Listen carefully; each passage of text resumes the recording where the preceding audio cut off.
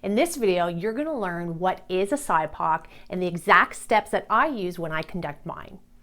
And if you want to be a project ninja, stick around to this end of this video where I'm going to share with you all about my new online world-class project management course. Hi, if you're new here, welcome. My name is Adriana Girdler. I'm a productivity specialist, an efficiency expert, and a project management professional. And if you're like me, you want to do things well and you want to do them right. And when it comes to improving any process or way of working, SIPOC is the first tool that you want to use. So let's get to it, where I'm going to show you how to do just that. SIPOC meaning. SIPOC actually is an acronym, and that acronym stands for supplier, input, process, output, and customer. And the SIPOC meaning really is to take a look holistically at a process from true start to true finish and everything in between. And that in between are your inputs and the outputs, the people who are going to receive whatever it is that process has, and those people, the stakeholders, who input into it. So it's really holistic in its approach. How to create a SIPOC? Well, first you need the tool, and that could be very simply an Excel spreadsheet, a Word document, Google Sheets, Visio, whatever it is that you can have, and you actually put the acronyms in each column. Now you also want to pick a team too. Yeah, you can do a SIPOC on your own, but there's a lot of value when you're really trying to understand everything to get the right people involved. So get people involved who are going to be part of the process. That's really important because they're going to know nuances that you just don't know. Okay, let's get to it. So the process that I'm going to use for you, just to make it really simple, is a sandwich making process for lunch. All right. I know there's tons of processes out there that can be a lot more complex, but that doesn't matter. It's really just to give you an idea as to what we're going to be doing. So step one, with the acronyms that you're going to have, the first process or the first column you want to go to is the P column. So capturing the process steps. And that's really start to end. It's a series of high-level action items. So you really need to ensure with the people that are working with you to capture that is high-level 5 to 10 steps max are the action items as to what that process is all about. And in our example, here's what our process steps are about. First step is decide what to eat. Second is get ingredients. Third, get tools. Make your sandwich, eat your sandwich, and last but not least, clean up. So get that process first because that establishes everything. It is your baseline, and that's how you're going to create everything else. So that process, high level, all needs to be captured. First step is do the P in the middle of your SIPOC.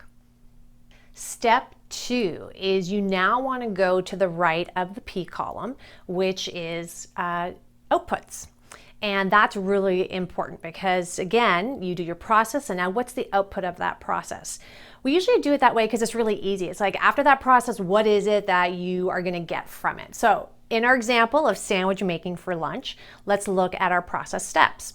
Now those process steps are anything that we get at the end of that particular step. And sometimes there's multiple things that you may get. So what I recommend is do label them 1, 2, 3 if you do have multiple for that one particular process step.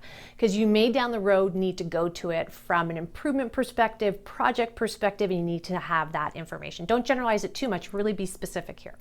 So in our example, outputs for deciding what to eat is a decision on the type of sandwich.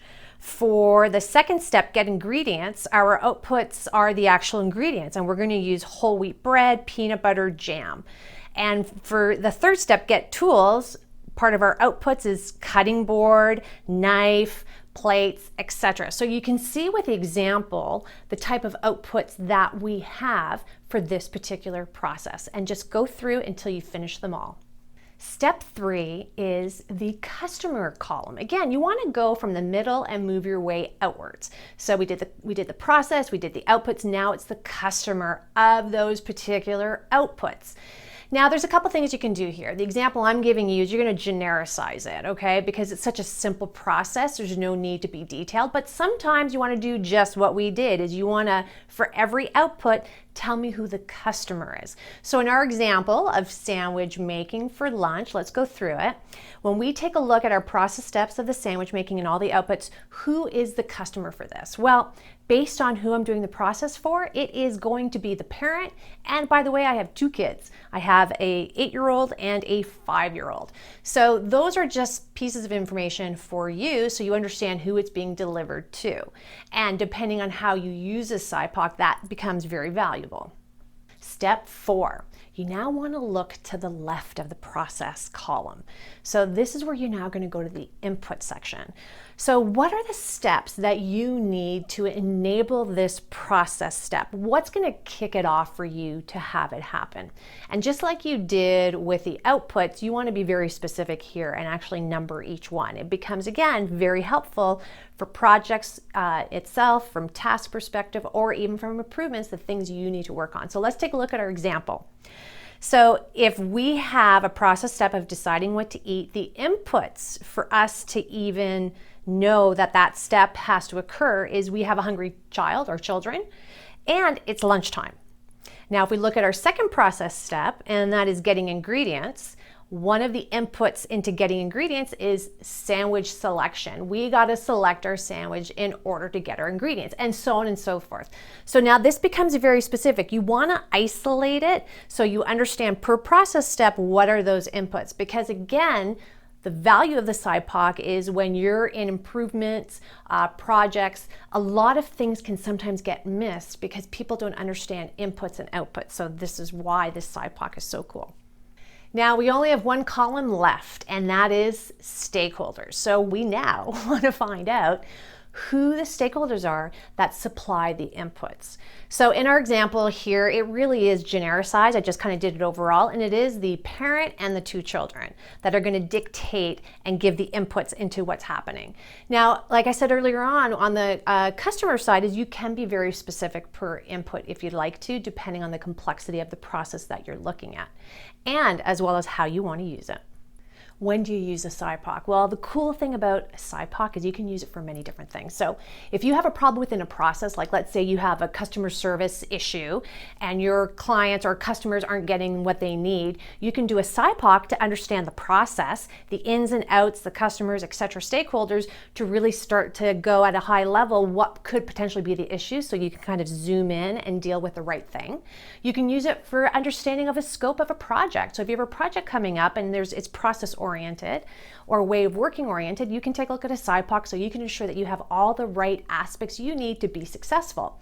I've also used a SIPOC for change management, particularly when I want to have a really good understanding as to who my customers are and who the stakeholders are, because I need to do change management around them. And when you do a SIPOC, you'll be amazed at the people you've forgotten in your project, and that's a really important tool. I've also used it, which is pretty cool, when you have a futuristic idea, a vision, you know you want to create a project around it, and before I go into what I call the future state, we need to do a SIPOC to have an understanding, okay, what exactly do you want to do here? I then use that as the springboard needed in order to create the full process future state map. So there's a lot of cool ways you can use a SIPOC.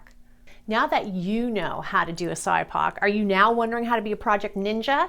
I am creating a world-class online practical project management course with all the bells and whistles, templates, everything you need from start to finish to help you be successful. Stuff that I use in all my projects that I get complimented in all the time. If you go to the link below, you can be directed to sign up so you can be notified when the doors open. Please like this video, subscribe to my channel, and share it with all the project professionals that you know, or anyone who actually is working on a project who may not have that experience but could use this project management course that I was talking about. On that note, I would love to hear from you if you use a SIPOC, or if you've ever done a SIPOC, and if you have any other tips or tricks that you may want to share overall. Thank you so much. Look forward to hearing from you, and see you at the next video.